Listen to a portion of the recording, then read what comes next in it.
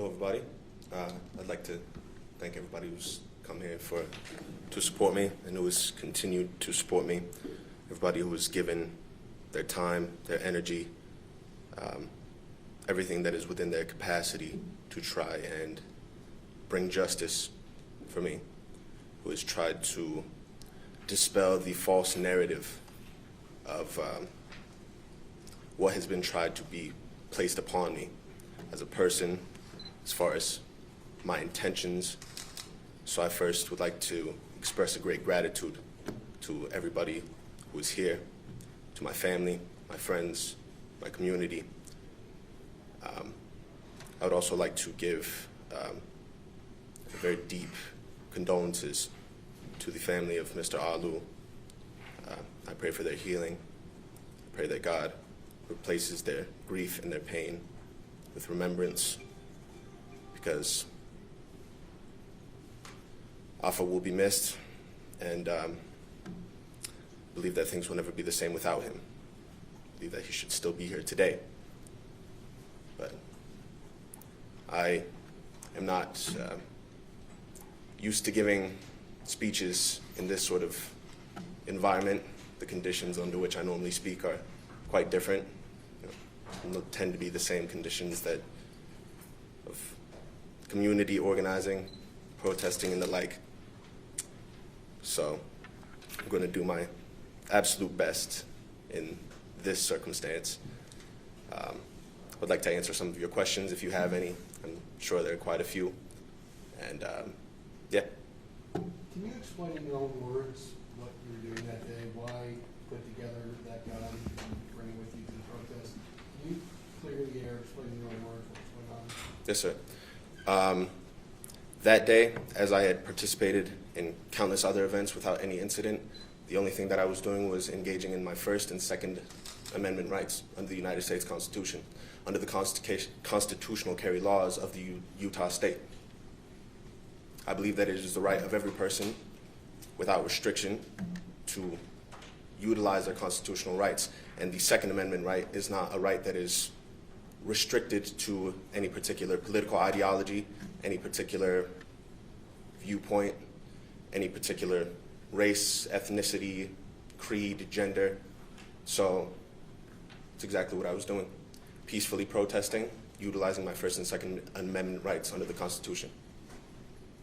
In light of what happened, would you do it again if there's another march? He asked if he would do it again. I believe that the conditions would need to be correct in order for that to be a possibility.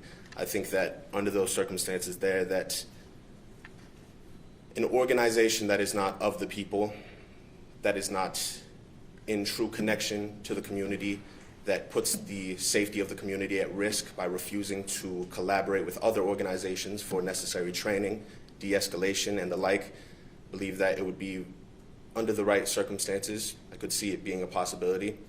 But in regards to that specific organization. So do you believe that that organization should have had the armed peacekeepers there? Well, the national chapter themselves would say that they shouldn't have had them there.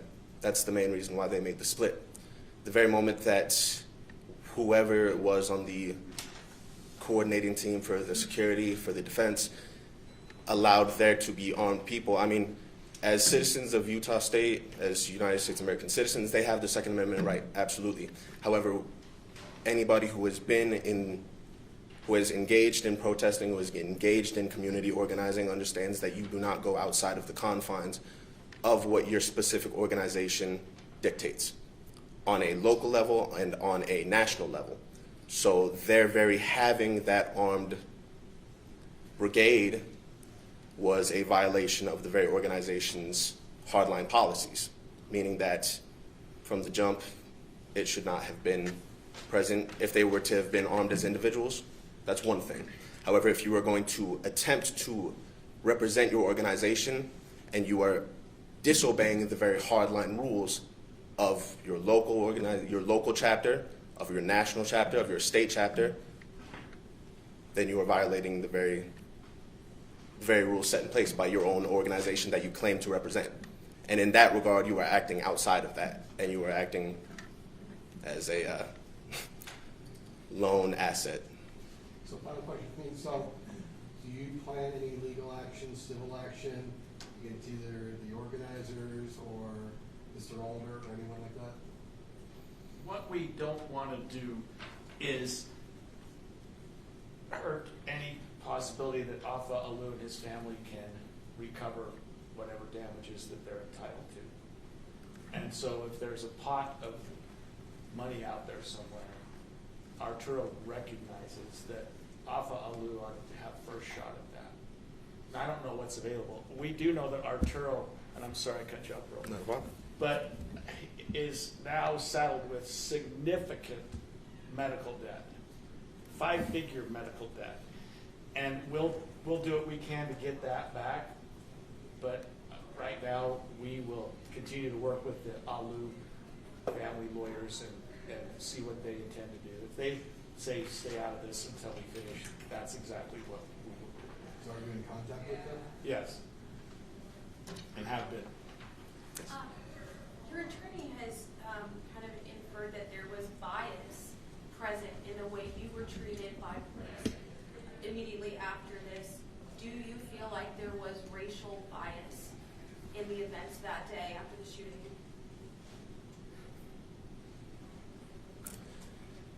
Well, the unfortunate reality, whether people would like to admit it or not, is that the history of this nation is rooted in that very bias. Every step along the way, there has never been a time where Black, brown, Asian, Pacific Islander communities have been able to resist the immense oppression and exploitation against them, and even working class white people have not been able to resist the exploitation against them without there being an immense bias. I have no doubt in my mind that that played a factor, because that has always played a factor, again, whether people would like to admit it or not. The very incarceration system as it stands is judicial slavery that transitioned from a chattel form into the profitization of filling jails and prisons with Black and brown bodies. In that regard, once again, if you look back into the 60s with the Black Panther movement, their right to self-defense, their legal carrying of firearms was treated as some sort of terroristic threat rather than their citizenship rights. So in that regard, there's a very large hypocrisy that I think that people either are aware of and would not like to admit, or are completely unaware of and need to be made aware. And that's partially what I do in the work that I do. How do you feel about the way the system treated you versus the way it's currently treating Mr. Alder, and the fact that you've spent time in jail, he hasn't? Well, I think that anybody who is aware of the circumstances of this case can see exactly for themselves. I don't need to speculate or come up with some idea of it. You can see it plainly in your face. The very day I was treated as the perpetrator of the potential mass casualty event, that my intentions were to, quote, mag dump into the crowd, that I was there with the intention to harm others. And then that very day, I mean, from the moment that everything happened, I was treated as a psychopathic villain. I was handcuffed. The very moment that I was put into handcuffs, I was not out of handcuffs until I was in the jail and occasionally getting the medical triage, and then even then. The most time that I spent unhandcuffed outside of chains was within the confines of a maximum security cell. So in that regard, even in the days following, every step along the way, the entire thing has been that the understanding that I did not shoot anybody, I did not fire a single shot, I did not have any ammunition in the rifle. However, the blame was placed squarely on my shoulders. The news organizations, the media, created a false narrative and created something so that they could make their own profit, so that they could make their speculatory gestures so that they could get their headlines off of my name, my face, even in the few futile attempts of trying to defend me, they would still even use verbiage that is deeply biased and that still painted me out to be the perpetrator of something, or that I had the intention of being the perpetrator of something. We all know who the person that killed Afa was that day. Plain and simply. We all know the only person who drew their firearm, aimed it, and fired it into a crowd of people, who recklessly discharged their firearm, who had the intention of murdering me, and who did murder Mr. Ah Loo. Do you feel like he should be charged for shooting you?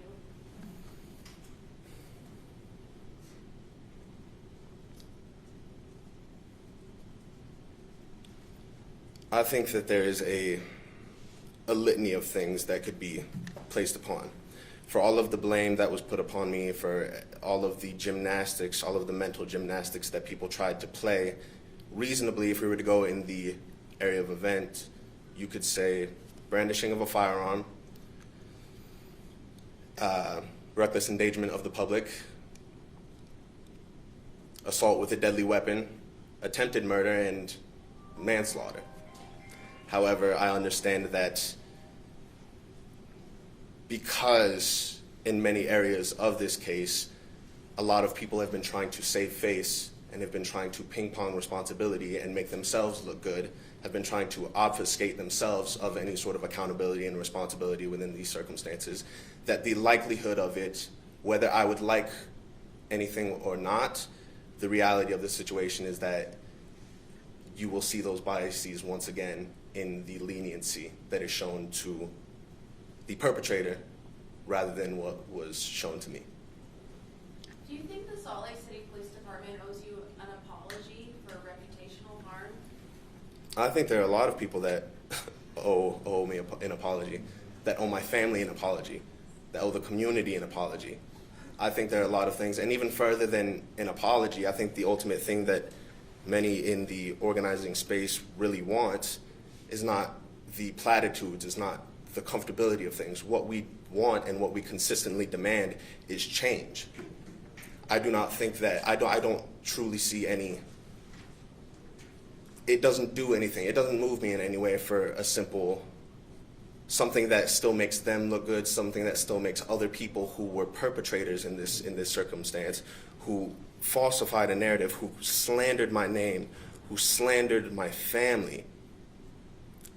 I don't see, it would be nice, and I think that there are a lot of people who would do right by themselves for their own conscience, for their own humanity, for their own morality, to do the right thing and to apologize, because there are still people, even on a mass scale level, on a national level, on an international level, who are still trying to run with a false narrative that obfuscates the responsibility from the true perpetrator of the circumstance. Would it be nice? Yeah. But once again, I understand that were I to receive that it would be very hollow, because at the end of the day, there have been many people like me, and I believe that so long as there remains to not be a consistent and material change within these structures, within these systems that govern our lives, I believe that there will be far more of me. That's the unfortunate reality of the carceral system within the United States, is that many times people look to the visual aspects, something that is aesthetically pleasing, something that makes them feel good at the end of the day. Even in certain protest circumstances, there are certain, quote, movements or certain rallies that are there and organized by people who are not of the community, people who are funded not by the community, people whose leadership is not of the community, that simply go there in order to release the steam vent, if you will, from what the people really want, which is the pressure towards material change. We want change in our communities. We don't want something that only makes those in power who are still exploiting the community, who are still exploiting people, who are still oppressing people.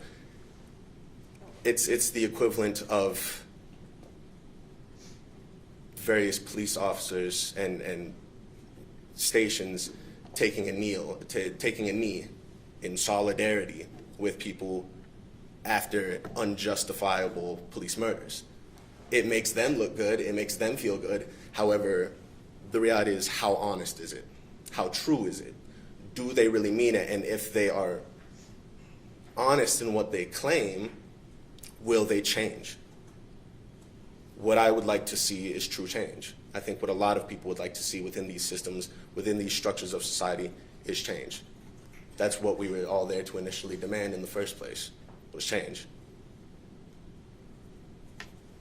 Arturo, you just laid out so much of what you faced, 6 or 7 days of detention, nearly 6 months after that, waiting for a charging decision. How do you describe what it's like to carry that burden for as long as you did?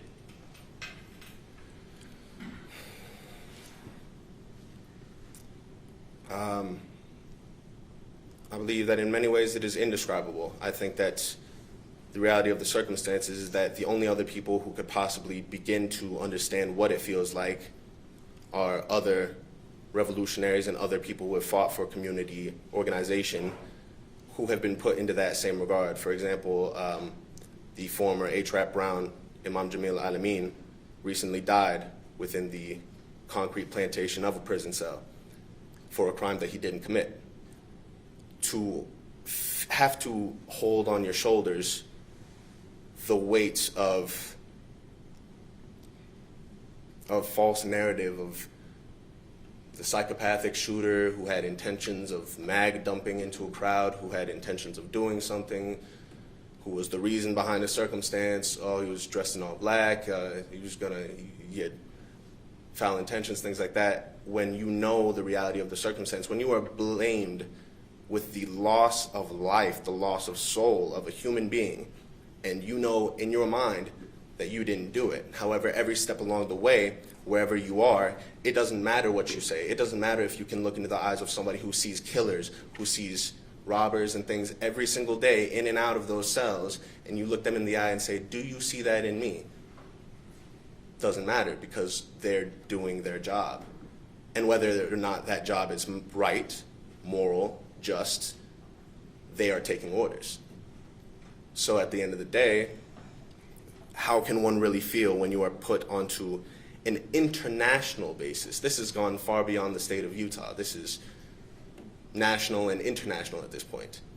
And there will continue to be people who, even after having the facts shown in their face, will still refuse to believe the reality of the circumstance.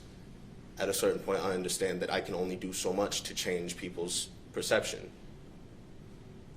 The truth stands alone. The truth needs no crutch. The truth needs no amplification. Truth is a weed. You don't need to water it. It'll grow on its own. It's very similar to revolutionary inspiration in that way, in that people don't need to be pushed and forced in the direction of change. They will desire it themselves once they see it. But to have to carry it, to sit in a 5x10 cell with a fresh bullet wound, being treated as a criminal, being treated as some sort of psychopathic madman who created the circumstance that got somebody killed, and to know at the end of the day that all you really wanted to do was try and do something good for your community. I don't think that I could sit and try and explain for hours, day by day, minute by minute, hour by hour, exactly how I felt. And at the end of the day, I don't think people would really realize the true gravity of it, the true weight of it, because it was that intense. When I say that those circumstances are judicial slavery, it is exactly that. Being held handcuffs to waist chain with leg cuffs, being led on a chain leash. I was just outside of my cell so that I could get a saline swab on a fresh bullet wound and get a fabric Band-Aid with not even so much as a Tylenol or an ibuprofen, to then have to just go back and try and take a nap to wait for the next meal because the food in those facilities is not anything that's fit for human consumption whatsoever. But it's through patience and through the grace of God, I made it through every single day. But I can tell you this, that I think that it would break anybody's heart, that it does irreparable damage to your psyche to have never had encounters with police outside of trying to demand justice for oppression and wrongdoings, but to never have been in a jail facility, to never have been into a prison, to then be chained and bound and having to call your family on the phone, bending down, holding the bottom of the receiver so that you can try and get a word in, to talk to others in those facilities and to have them go, man, what are you doing here? It's like, what? There's no way.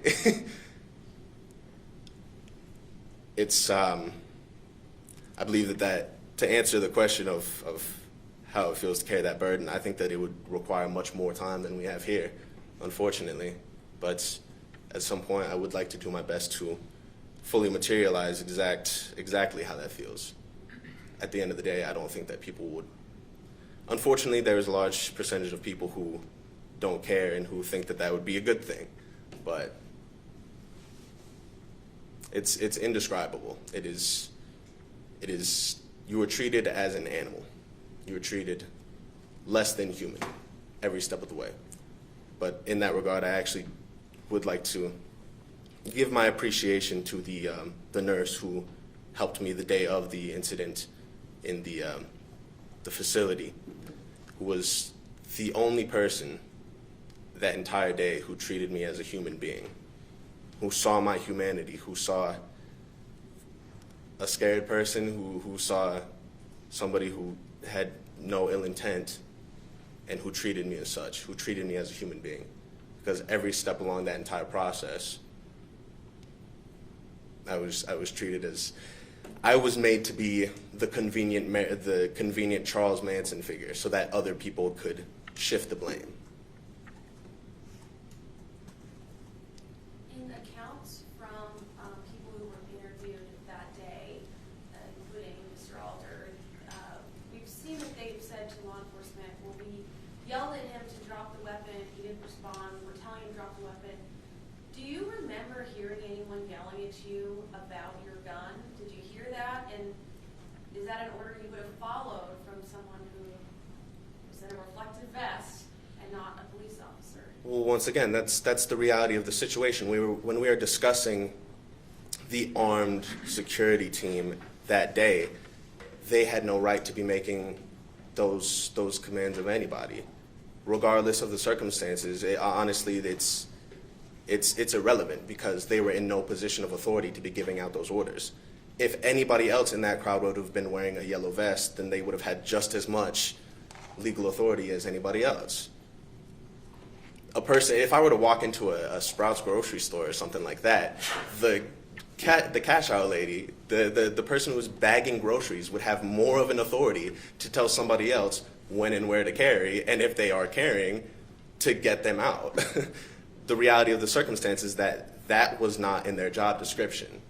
And if it was, then that responsibility falls on whoever coordinated that specific team. But the reality of the circumstance is that regardless of that scenario, they were in no position to be giving commands of anybody. The organizers of that rally, I don't believe have been publicly named. It is apparent that a name was used for the permit application. Michael Anderman. That is not a real person who organized this protest. No.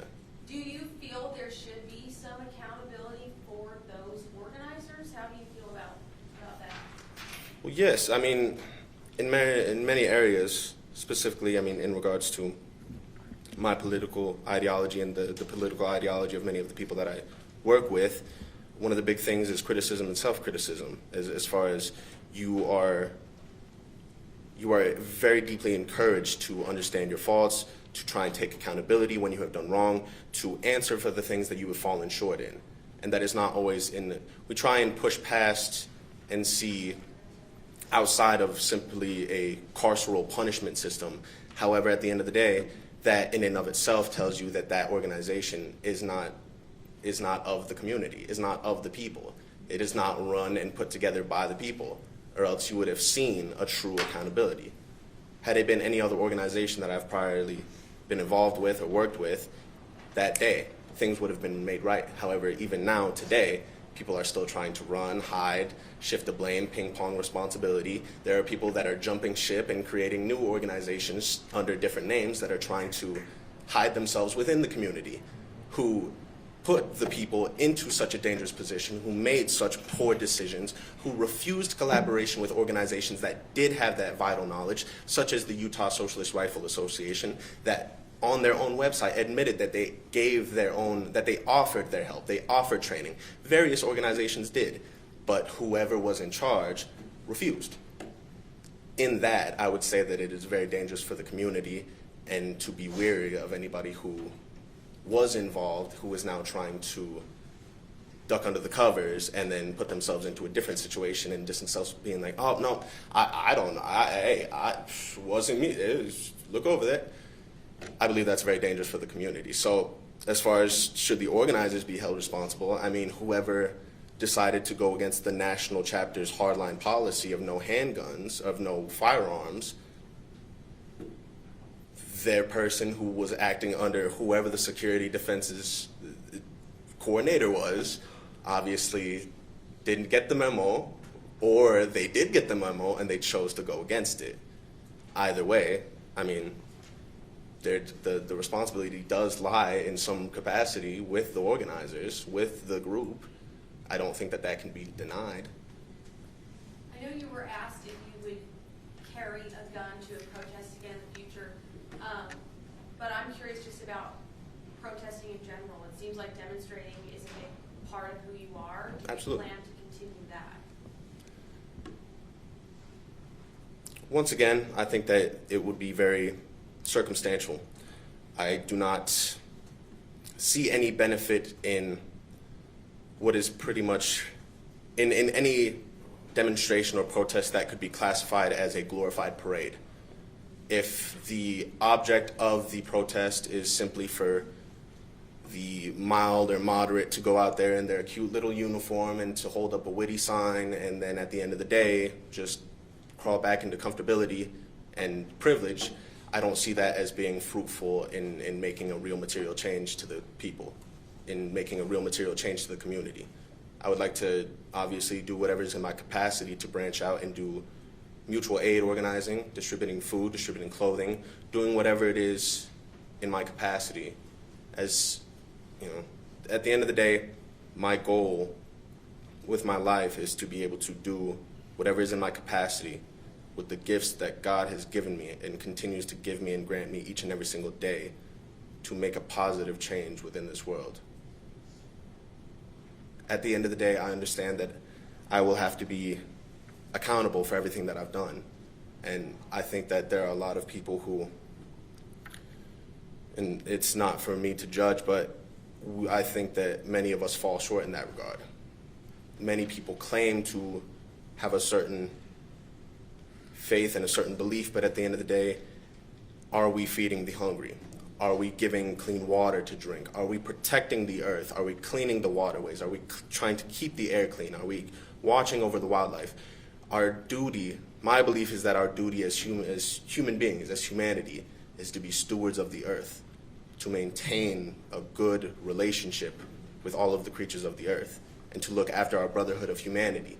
And in that regard, we must put ourselves on the line in saying that because you are my brother, I will fight to the very bitter end if it means that I will protect you, if it means that I can better your situation.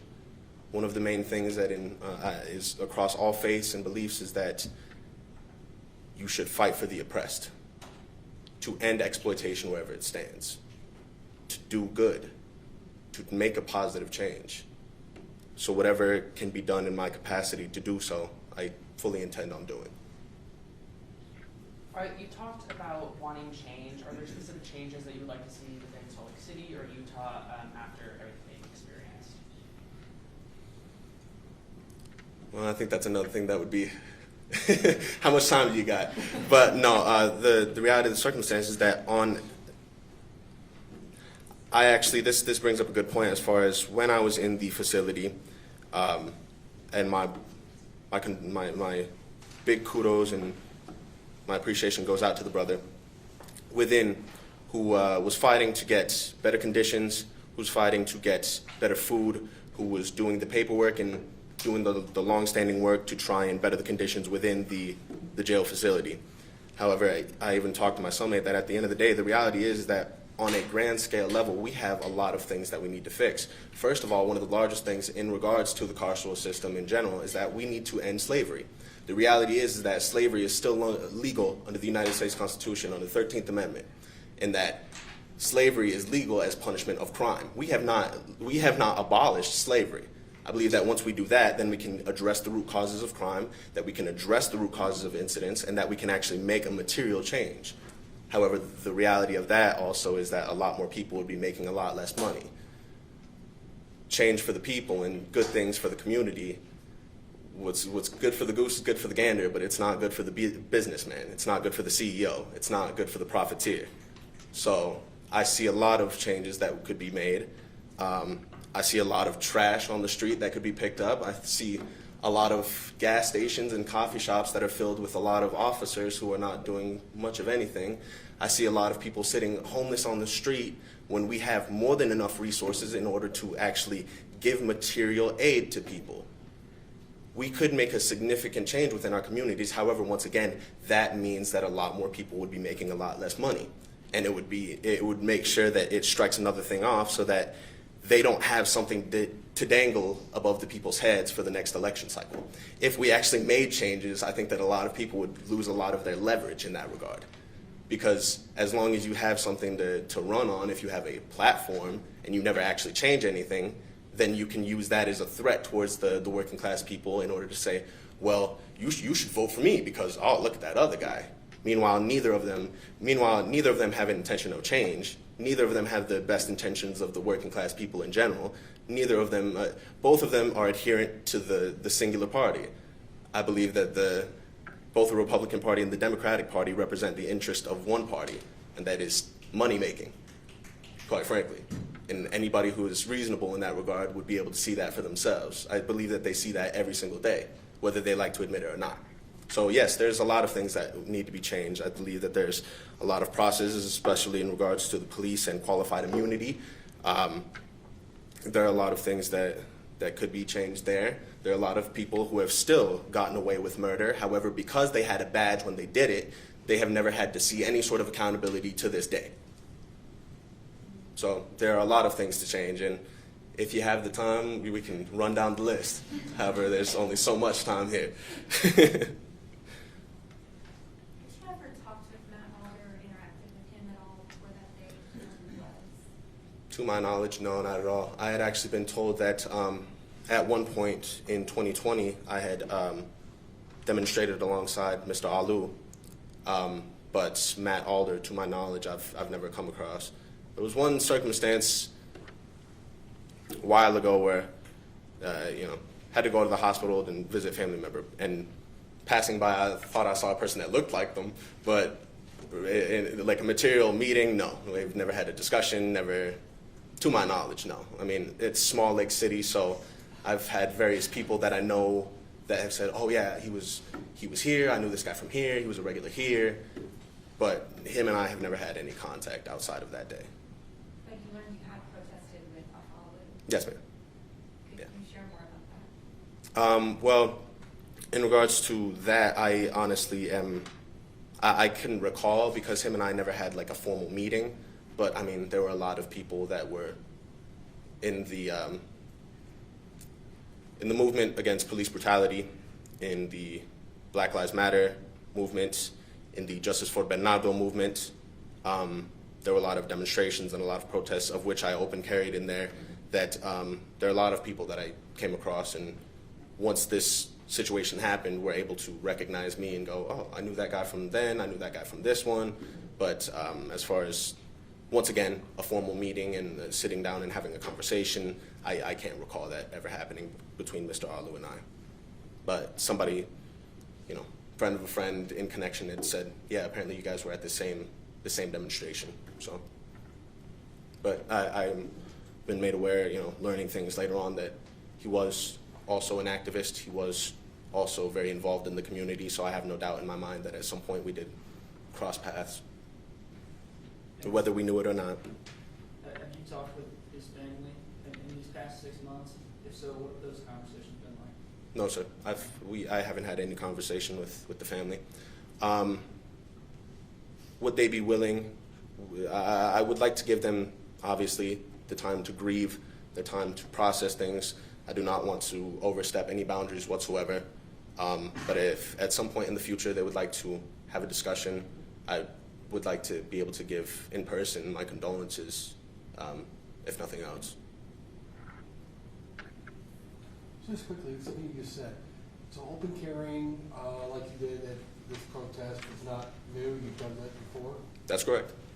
And the Salt Lake Tribune actually had an article that was put out that has pictures, videos of me doing this.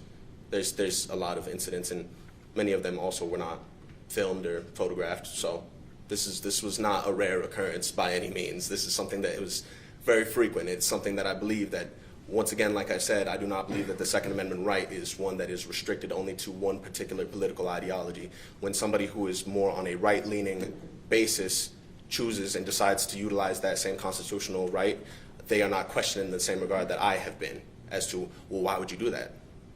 Because it's the natural human right that you've been given. So long as you are acting in a peaceful manner and so long as you are not going with the intention of creating aggression, then you are well within your right. And that's something that actually I did not always start out that way. I began to open carry because of outside agitators, because of people who would show up to demonstrations, to marches, who had far more equipment than I had that day, who had far more of a very expressed verbally intent to try and do something against us and try and agitate people, rile people up, and create circumstances so that they could use a self-defense justification to fire into a crowd of people. That's when I decided, well, if they have just as much of a right to do that, and they are actually intending on that, they've made that very clear that they want to do something to us, then I have the right to defend myself. Given that context, sorry, go ahead.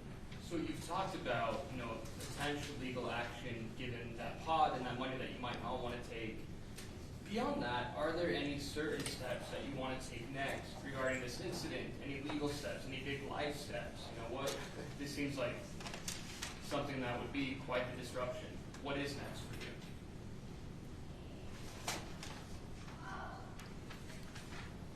To do whatever I can, to do whatever is in my capacity to make a good, positive change within my community, to help people.